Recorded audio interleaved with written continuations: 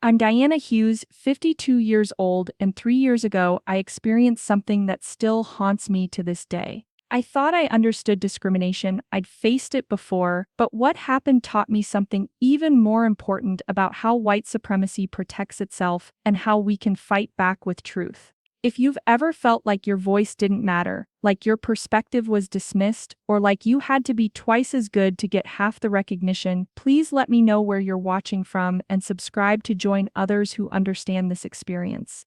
22 years ago, I walked into Jefferson Elementary School in suburban Minneapolis as a third-grade teacher, fresh out of my master's program with stars in my eyes and a heart full of hope. I was 29, the only Black teacher in a school of 34 staff members, but I didn't let that intimidate me. The principal, Mrs. Henderson, had been so welcoming during my interview, talking about diversity and how much they needed someone like me. "We want our students to see themselves reflected in their teachers," she'd said, and I believed her completely. I'd grown up in North Minneapolis, attended predominantly Black schools until college, and I was excited to bring that perspective to kids who might never have had a Black teacher before.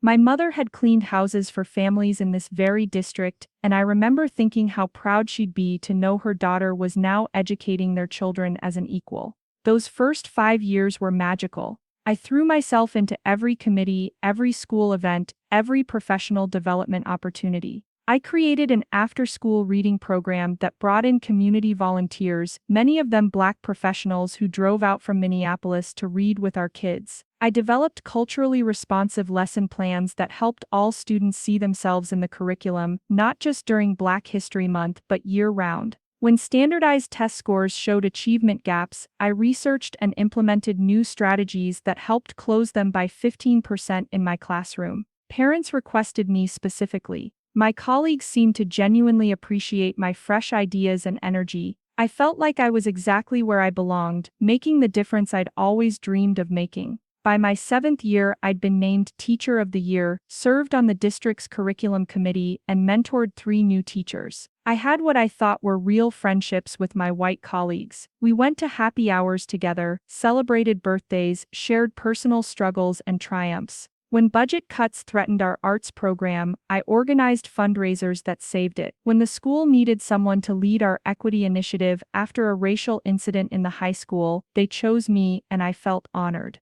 I was making $68,000 a year, had tenure, and was considering applying for my principal's license. My apartment was 15 minutes away, I'd found a Black church I loved just 20 minutes south, and I was dating Marcus, a wonderful man who taught high school history in St. Paul. Everything felt stable, secure, like I'd built something real.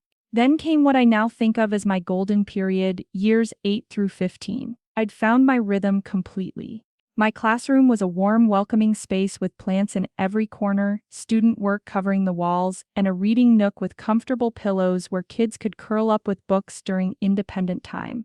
My morning routine was consistent: arrive at 7, set up materials while my coffee brewed, greet each student at the door with a handshake or hug depending on their preference. I'd earned my master's plus 30 credits, which bumped my salary to $76,000, and I was planning to start my principal preparation program. Marcus and I had gotten engaged, bought a house together in a diverse neighborhood that was a comfortable drive to both our schools, and we often talked about how we could raise kids who would grow up confident in their identity and proud of their heritage. I felt like I was living proof that if you worked hard and stayed positive, you could succeed anywhere. But looking back now, I can see the small signs I either missed or explained away. The way conversations would shift slightly when I entered the teacher's lounge, not stopping exactly, but changing tone.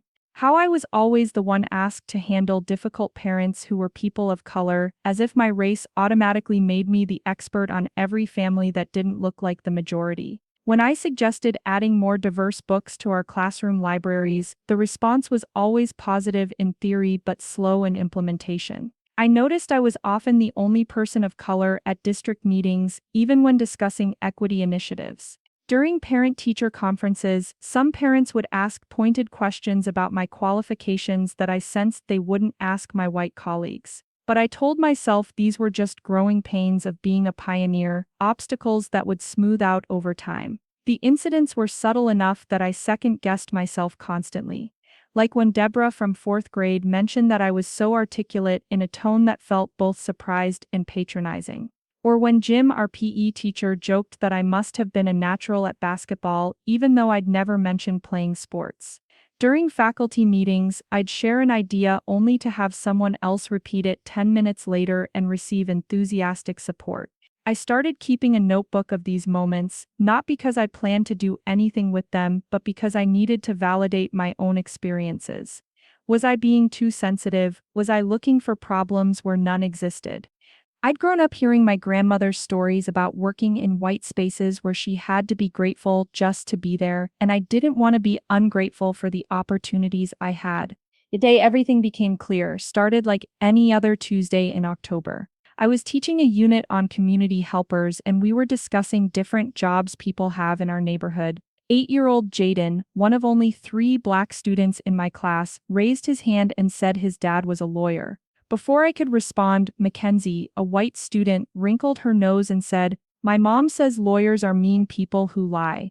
The comment hung in the air for a moment, and I saw Jaden's face fall. I gently redirected the conversation, explaining that lawyers help people solve problems and protect their rights, and that Jaden's dad probably helped lots of families every day. But something about that moment, the automatic assumption, the casual dismissal of this child's pride in his father, stayed with me all day. What happened next still makes my heart race when I think about it. I was walking down the hallway during my prep period when I heard shouting coming from the principal's office. The door was slightly ajar, and I could see Mrs. Patterson, who'd replaced Mrs. Henderson 3 years earlier, speaking with Keisha Williams, the mother of one of my former students. Keisha was a single mom who worked 2 jobs, always polite and engaged when she came to school events, but I could see she was visibly upset.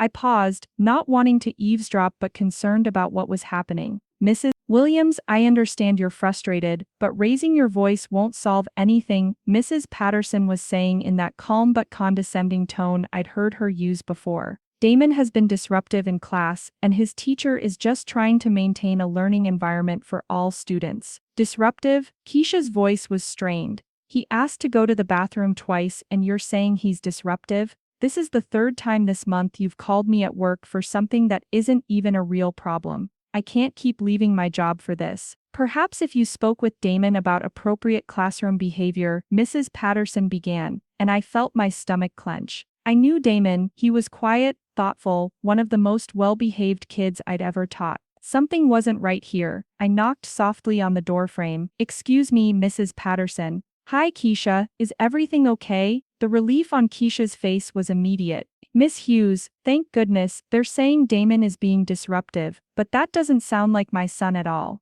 Mrs. Patterson's smile was tight. "Diana, this is a private meeting. I'm sure you understand." But I was already processing what I'd heard, connecting it to conversations I'd overheard in the teacher's lounge about those kids and those parents. I thought about how often our few black and brown students seemed to end up in the principal's office for things that white students did without consequence. I thought about the way some teachers spoke about families from the north side of town, the assumptions they made about parental involvement and home life. And suddenly, everything clicked into place with a clarity that took my breath away. That evening, I called Keisha and asked if she wanted to meet for coffee. She came straight from her evening job at the grocery store, still wearing her name tag, exhaustion written in every line of her face. "I don't know what to do, Diana," she said, stirring her coffee with shaking hands. "This is happening to other parents too. Damon comes home saying his teacher thinks he's bad, but he's not doing anything different than the other kids. I've seen it with my own eyes during classroom visits.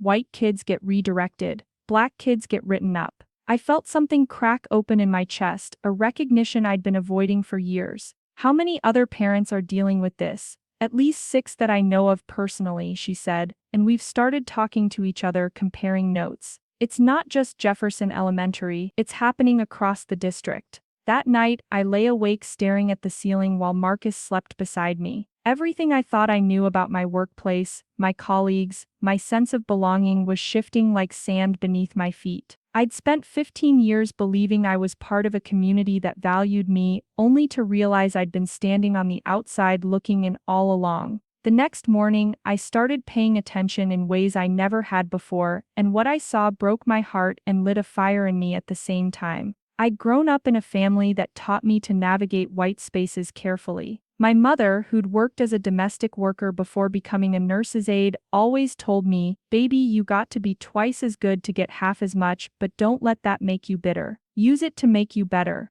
My father drove city bus for 34 years and never missed a day of work. Always said the key was to show up, do your job well, and don't give anyone a reason to question your worth. They'd raised me to believe that hard work and integrity would open doors, that if I proved myself valuable enough, race would become irrelevant. For most of my career, I'd operated from that framework, working harder than anyone else, never complaining, always going above and beyond to demonstrate my commitment and competence. But as I started paying closer attention to the patterns around me, I realized how much energy I'd been expending just to be seen as equal. I thought about all the times I'd smoothed over uncomfortable moments, all the microaggressions I'd absorbed without responding, all the ways I'd made myself smaller to avoid being seen as threatening or difficult. I'd code switched, so automatically I barely noticed anymore, using my professional voice with colleagues and parents, saving my authentic self for home and my Black church community.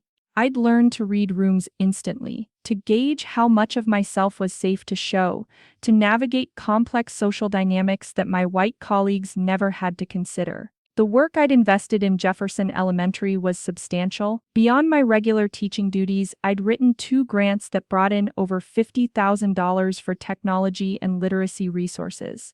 I'd created professional development workshops on cultural responsiveness that other teachers in the district had adopted.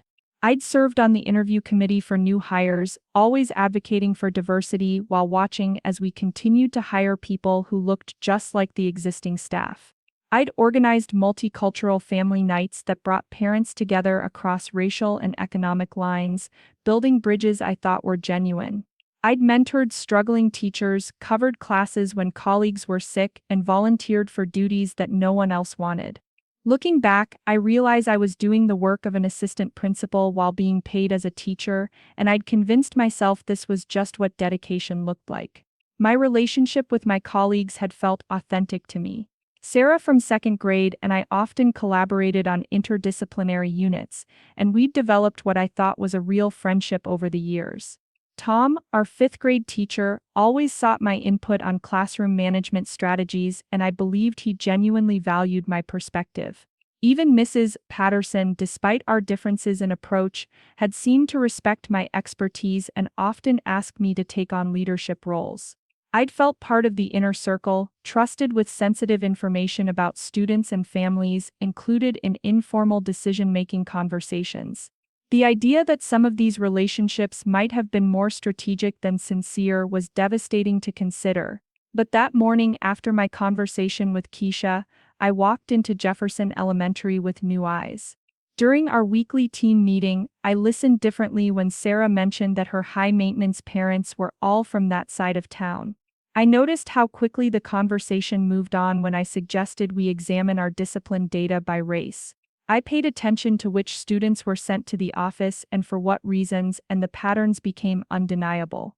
Black students were suspended for defiance at rates 3 times higher than white students. Latino students were referred to special education at disproportionate rates. Our achievement gap hadn't narrowed in 5 years, despite all our equity initiatives. The moment I realized how systemic this was came during a conversation with Janet, our school counselor. I'd approached her with concerns about the discipline disparities I was noticing, armed with data I'd quietly compiled over several weeks. Janet, have you noticed that we're suspending students of color at much higher rates than white students for the same behaviors? She looked uncomfortable, glancing around to make sure no one else was listening. Dana, I understand your concerns, but you have to consider that some families just don't emphasize respect for authority the way others do. It's cultural. The words hit me like a physical blow. Cultural? What exactly do you mean by that? Well, you know, she said, lowering her voice conspiratorially, different backgrounds, different values about education and behavior. Some parents just don't partner with us the way we need them to. I felt the familiar sensation of my professional mask sliding into place, the careful neutrality I'd perfected over years of navigating these conversations. But underneath, my mind was racing. This woman, who I'd worked alongside for 12 years, who I'd trusted with sensitive information about my students, who'd seemed like an ally, was casually expressing the kind of racial bias that was destroying children's futures. And she was saying it to me, a black woman, as if she expected me to agree. I think we might need to look more carefully at our own practices, I said carefully, rather than making assumptions about families. Her smile became strained. Of course, Diana, I didn't mean anything by it. I'm just saying that context matters. That afternoon, I started documenting everything. I created a spreadsheet tracking office referrals by race, noting the specific infractions that led to consequences. I saved emails that revealed problematic attitudes. I started recording my interactions with administrators and colleagues, legally and openly, whenever we discussed issues related to equity or student discipline. I wasn't planning a lawsuit, not yet, but I was gathering evidence of what I was seeing. The more I investigated, the clearer the patterns became. In our staff handbook, the language around professional behavior and cultural responsiveness was beautiful, but the implementation was selective. Professional development on equity was mandatory but superficial, focusing on feel-good activities rather than examining actual data or changing practices. When parents of color raised concerns, they were often labeled as difficult or unsupportive, while white parents who made similar complaints were seen as advocates for their children. I realized that my own success at Jefferson had been conditional. I was welcome as long as I stayed in my lane, as long as I didn't challenge the fundamental systems that maintained white comfort and supremacy. I could teach the children, run the programs, even lead some initiatives, but questioning the basic fairness of how we operated, that crossed a line I'd never noticed before. 2 weeks later, everything escalated when I witnessed something that made staying silent impossible. I was walking past Mr. Rodriguez's fourth-grade classroom during lunch when I heard him raising his voice at Amir, a 10-year-old black student who just transferred from another school in the district. Through the open door, I could see Amir standing by his desk, hands at his sides, tears streaming down his face. "This is the third time this week you've disrupted my lesson," Mr. Rodriguez was saying, his voice sharp with frustration. "I don't know what kind of behavior was acceptable at your old school, but here we have standards." "I just asked if I could sharpen my pencil," Amir said quietly, his voice barely audible. "Don't talk back to me," Mr. Rodriguez snapped. "That attitude is exactly what I'm talking about. Gather your things, you're going to the office." I felt my heart rate spike. I'd watched white students in that same classroom get up to sharpen pencils, throw away trash, even walk around during lessons without any consequences. I'd seen Mr. Rodriguez patiently redirect white students who were actually being disruptive, using gentle reminders and positive reinforcement. But here was Amir, a child who was already struggling with the transition to a new school, being criminalized for existing in his own body. I knocked on the doorframe. "Excuse me, Mr. Rodriguez, could I speak with you for a moment?" His face flushed red. "I'm handling a discipline issue, Diana. I don't need assistance." "I understand," I said calmly, stepping into the classroom. "Amir, honey, why don't you come help me carry some books to my room? I could really use an extra pair of hands." Amir looked between us, confusion and relief warring on his young face. Mr. Rodriguez's jaw was tight, but he couldn't refuse my request without looking unreasonable in front of a student. "Fine," he said tersely. "But we're going to discuss this later." As Amir and I walked down the hallway, I could feel his small body trembling beside me. "Am I in trouble, Miss Hughes?" "No, sweetheart," I said, stopping to kneel down to his eye level. "You didn't do anything wrong. Sometimes adults make mistakes too, and when they do, other adults need to step in and help. You were just being a student, asking for what you needed.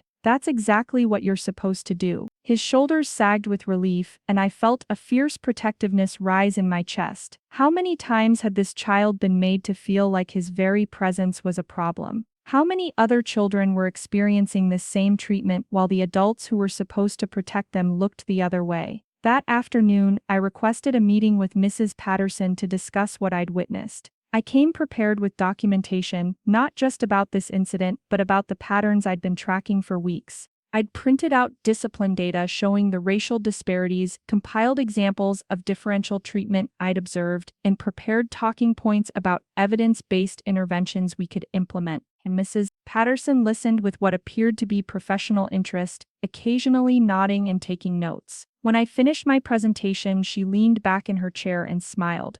Diana, I appreciate your passion for equity. It's one of the things that makes you such a valuable team member. But I think you might be reading too much into isolated incidents. Mr. Rodriguez is an experienced teacher, and I trust his classroom management decisions. Sometimes parents and community members can be overly sensitive about discipline issues. The way she said community members made it clear she wasn't talking about the white families in our district. Mrs. Patterson, this isn't about being sensitive. This is about documented patterns of differential treatment that are harming our students. I understand your perspective, she said, her voice taking on that patient tone adults use with children, but we have to be careful about making accusations without concrete proof. Perception isn't always reality. I felt something shift inside me then, a clarity I'd never experienced before. What kind of concrete proof would you need? Because I have data, I have documentation, I have witness accounts from parents and students. What exactly would convince you that we have a problem we need to address? Her smile became tighter.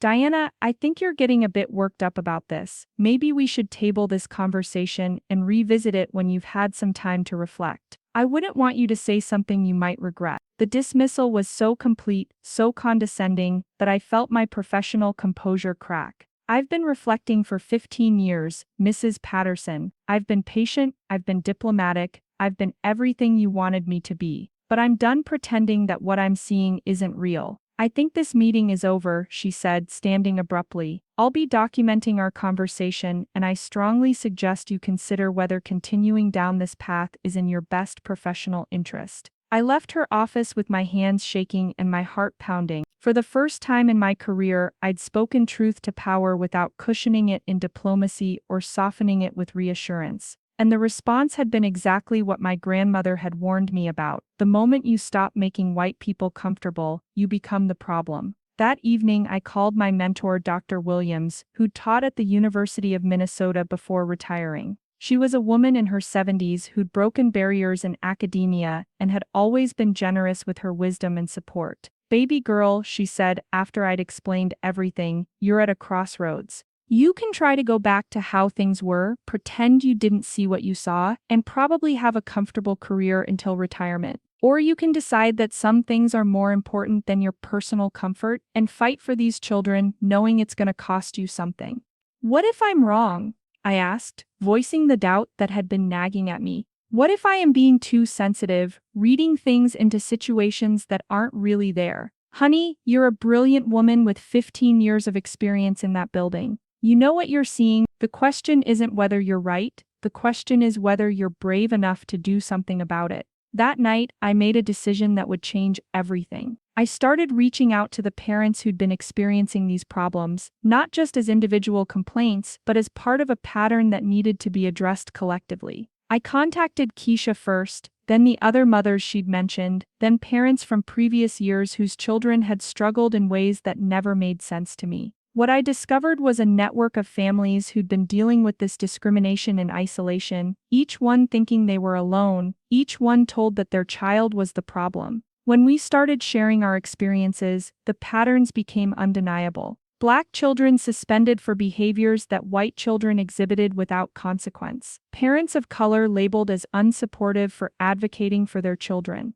Educators making assumptions about academic ability based on race and zip code. 3 weeks after my confrontation with Mrs. Patterson, the phone call came that I'd been expecting but hoping would never happen. It was a Friday afternoon, and I was in my classroom preparing materials for Monday when my phone rang. Diana, this is Mrs. Patterson. I need you to come to my office immediately. Her tone was formal, cold, entirely different from any conversation we'd had before. I saved my work, gathered my keys, and walked down the hallway with a sense of dread settling in my stomach. When I arrived at her office, Mrs. Patterson wasn't alone. Sitting beside her was Dr. Mitchell, the district's human resources director, and a woman I didn't recognize who introduced herself as the district's legal counsel. "Please sit down, Diana," Mrs. Patterson said, gesturing to the chair across from them. "We need to discuss some concerns that have been brought to our attention." I sat carefully, keeping my expression neutral despite my racing heart. "What kind of concerns?" Dr. Mitchell leaned forward, consulting a folder in front of him.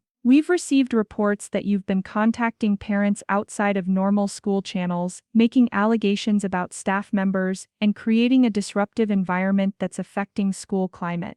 I've been responding to parent concerns and documenting patterns of inequitable treatment," I said calmly. "Parents have a right to raise issues about their children's education, and I have a professional responsibility to advocate for student welfare." Diane and Mrs. Patterson interjected. "We've also received complaints about your classroom behavior. Yesterday, Ms. Rodriguez reported that you were aggressive and insubordinate when he was addressing a discipline issue with a student." The word aggressive hung in the air like an accusation. I'd heard that word used about Black women my entire career, often for behaviors that would be described as passionate or committed if exhibited by white colleagues. I intervened when I observed a student being treated unfairly, I said, working to keep my voice level. "If asking questions and advocating for children is considered aggressive, then I need better clarity about what my professional obligations actually are." The legal counsel spoke for the first time. "Ms. Hughes, we're concerned about your recent pattern of behavior and its impact on school operations. We're placing you on administrative leave pending a full investigation of these matters." The words hit me like a physical blow. Administrative leave for advocating for students, for insubordination, creating a hostile work environment, and engaging in unprofessional conduct, Dr. Mitchell said, reading from his notes. "You'll receive full pay during the investigation, but you're not to contact any staff members, students, or parents during this time. You're also prohibited from entering school property."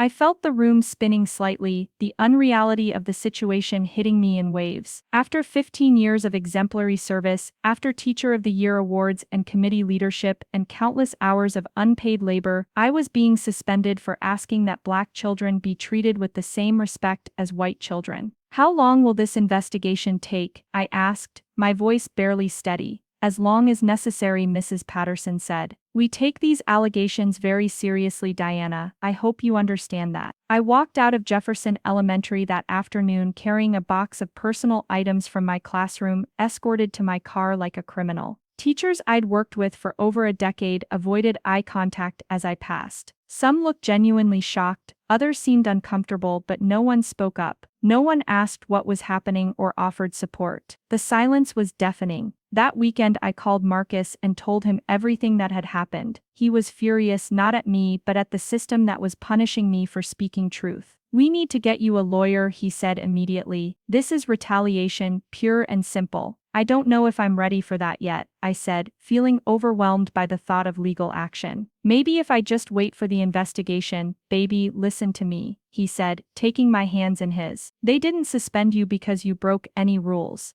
They suspended you because you made them uncomfortable by naming what they don't want to acknowledge. They're hoping you'll just quietly go away. Don't give them that satisfaction." Sunday night, I was struggling to fall asleep when I remembered something. Earlier that year, I'd started recording some of my interactions with administrators after a workshop on documentation that I'd attended through our union. I'd been using the voice memo app on my phone to record meetings, always openly and with notice, because I'd learned that memory can be unreliable when you're dealing with complex issues. I grabbed my phone and started scrolling through the recordings, looking for anything that might be relevant. What I found made my heart race. I had clear audio of my conversation with Mrs. Patterson about the discipline disparities. I had my discussion with Janet, where she made those comments about cultural differences. I had a recording of a team meeting where several teachers made problematic statements about students and families of color. But most importantly, I had something I'd completely forgotten about.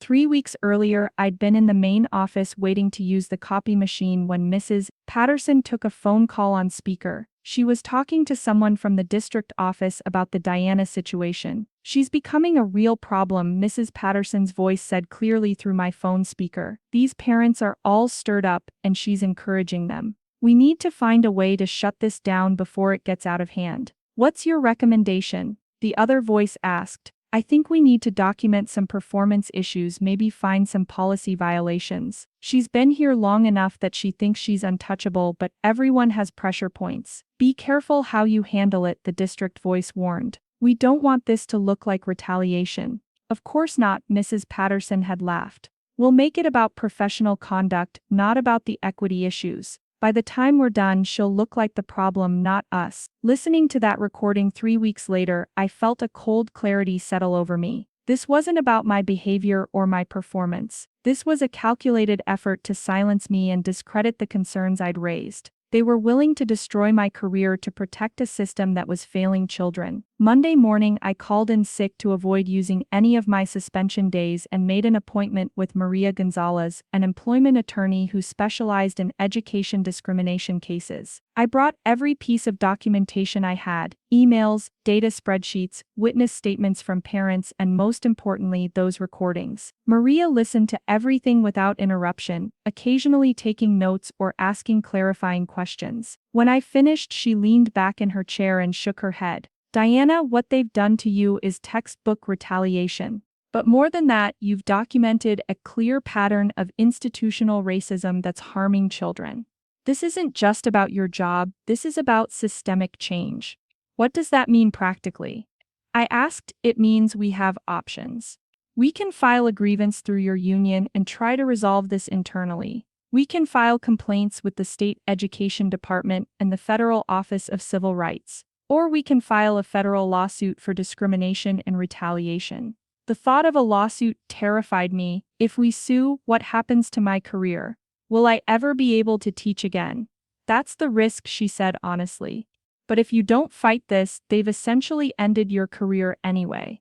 And more importantly, nothing changes for the children who are still suffering from these discriminatory practices. I thought about Amir's face when Mr. Rodriguez was berating him. I thought about Keisha working 2 jobs and still being labeled as an unsupportive parent. I thought about all the black and brown children who would continue to be pushed out of school if someone didn't stand up and say this was wrong. If we do this, I want more than just my job back. I told her. I want real changes to protect these kids.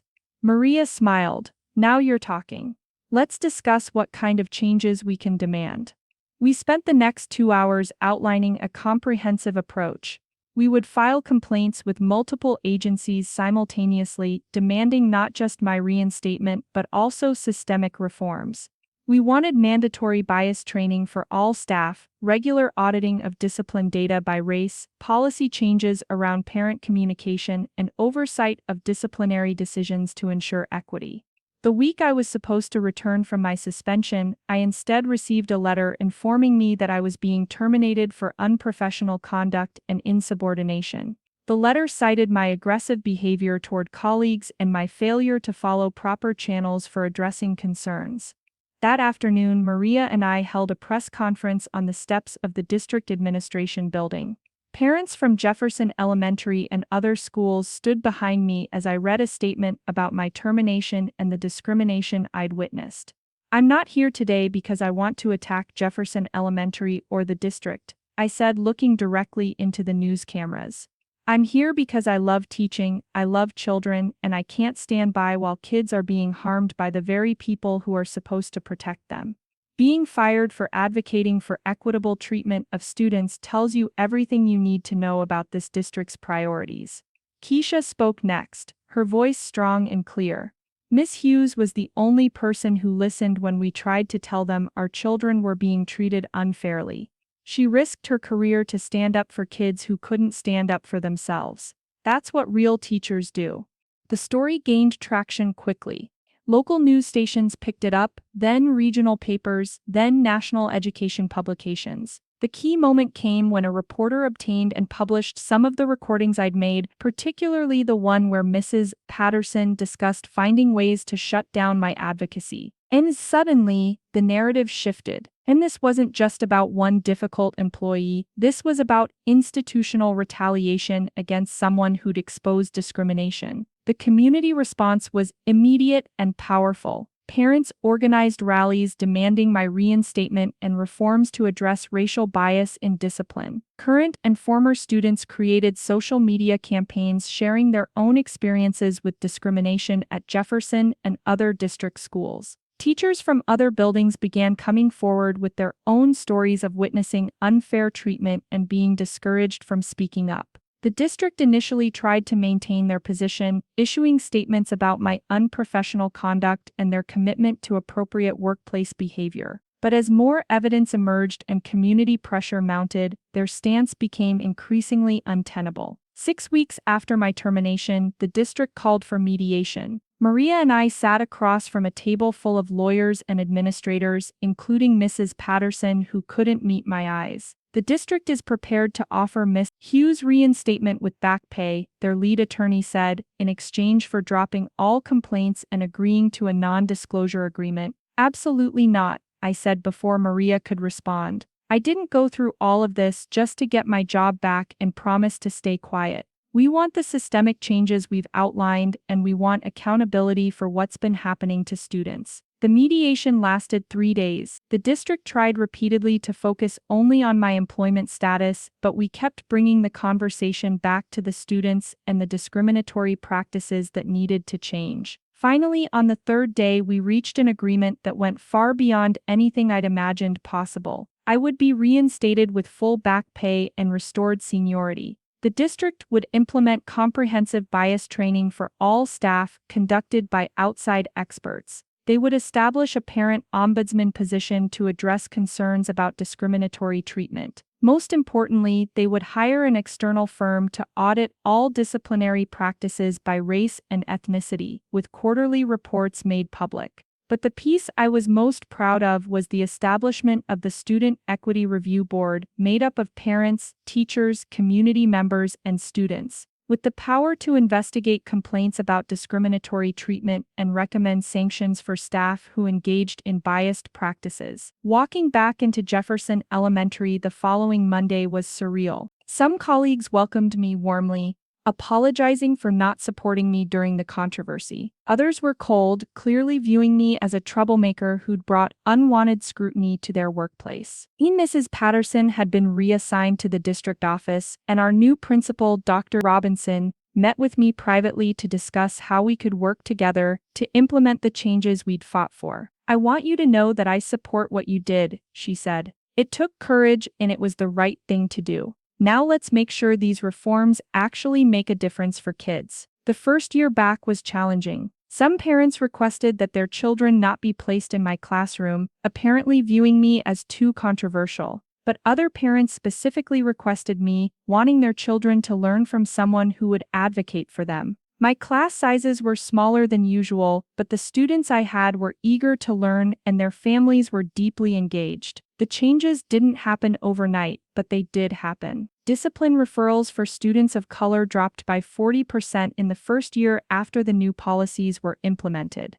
The achievement gap narrowed as teachers received training on culturally responsive pedagogy and implicit bias. Parent engagement increased dramatically once families felt they had a real voice in addressing concerns. Most importantly, I watched the culture of the school slowly shift. Teachers began questioning their own assumptions about students and families. Conversations about equity became normal rather than controversial. Students of color started feeling safer to be themselves, to ask questions, to take up space in their own education. 3 years later, I can honestly say that Jefferson Elementary is a different place. Not perfect, we still have work to do, but fundamentally changed in ways that matter for children. The Student Equity Review Board has investigated dozens of complaints and recommended significant interventions in several cases. Teachers have been provided with ongoing support to examine their biases and improve their practices. Parents feel heard and valued as partners in their children's education. My own role has evolved, too. In addition to teaching, I serve as the school's equity coordinator, working with teachers on culturally responsive instruction and helping families navigate challenges. I've presented at education conferences across the country, sharing our story and the lessons we've learned about creating systemic change. The most rewarding part has been watching children flourish when they're treated with dignity and respect. Amir, the little boy I intervened for that day with Mr. Rodriguez, is now in 7th grade and thriving academically. His mother still thanks me whenever she sees me, but I always tell her that he succeeded because we created an environment where he could be himself and still be valued.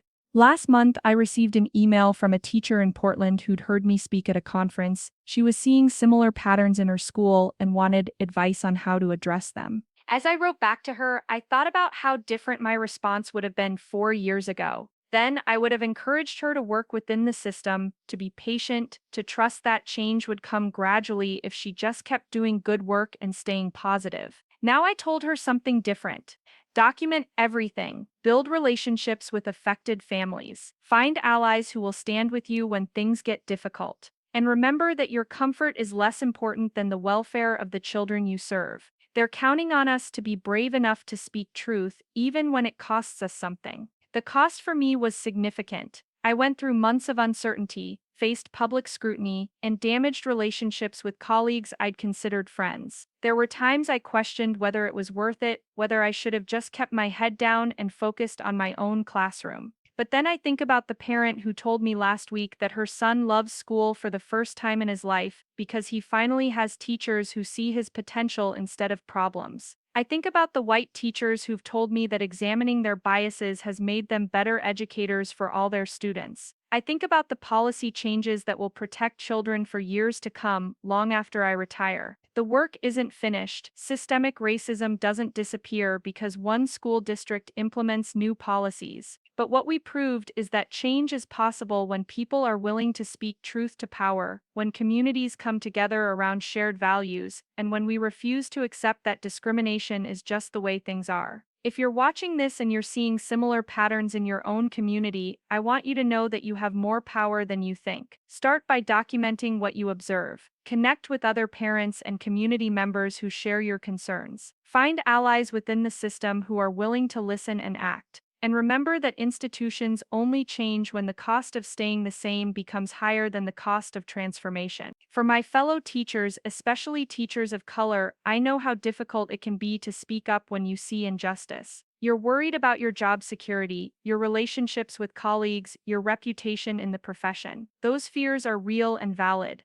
But I also want you to remember why you became an educator in the first place. We went into this profession to serve children, to create opportunities, to make a difference in young lives. We can't do that effectively if we're complicit in systems that harm the very students we're supposed to protect. For white allies watching this, your role is crucial. When you see discrimination happening, don't wait for people of color to speak up first. Use your privilege to amplify concerns, to ask uncomfortable questions, to demand accountability from institutions. Real allyship isn't just about feeling bad about racism, it's about taking action to disrupt it, even when that action is costly or inconvenient. For parents who are concerned about their children's treatment in school, trust your instincts. If something feels wrong, it probably is. You have the right to advocate for your child, to ask questions about policies and practices, to demand that your concerns be taken seriously. Don't let anyone dismiss you as oversensitive or unsupportive. You know your child better than anyone else, and your voice matters. Finally, for young people who might be experiencing discrimination in your schools, I want you to know that it's not your fault and it's not acceptable. You deserve to learn in environments where you're treated with dignity and respect, where your potential is recognized and nurtured, where you can be authentically yourself without being criminalized or marginalized. Find trusted adults who will listen to your concerns and advocate on your behalf. Your voice has power and your experiences matter. The fight for educational equity is ongoing, and it requires all of us to stay engaged, to hold our institutions accountable, and to keep centering the needs of children over the comfort of adults. It's not easy work, but it's necessary work, and it's work that can create lasting change when we approach it with courage, persistence, and love. 3 years ago, I thought I was just a teacher trying to do right by my students. I had no idea that speaking up about discrimination would lead to a federal lawsuit, national media attention, and systematic reform in our district. but I'm grateful for every difficult moment of this journey because it's shown me what's possible when we refuse to accept injustice as inevitable. Change is hard, but it's not impossible. It requires people who are willing to risk their comfort for the sake of what's right. It requires communities that are willing to confront uncomfortable truths about their institutions. And it requires all of us to remember that the children we serve deserve better than systems that treat them differently based on the color of their skin. If my story inspires you to take action in your own community, please share it in the comments below. Let me know where you're watching from and what challenges you're facing in your local schools. Together we can continue building the momentum for change that our children deserve. And if you found this story valuable, please subscribe and share it with others who need to hear this message. The more people who understand these issues, the stronger our movement for educational justice becomes. Remember, our children are watching to see what kind of world we're willing to fight for. Let's make sure they see adults who are brave enough to choose what's right over what's comfortable, what's just over what's convenient. Their futures depend on the choices we make today.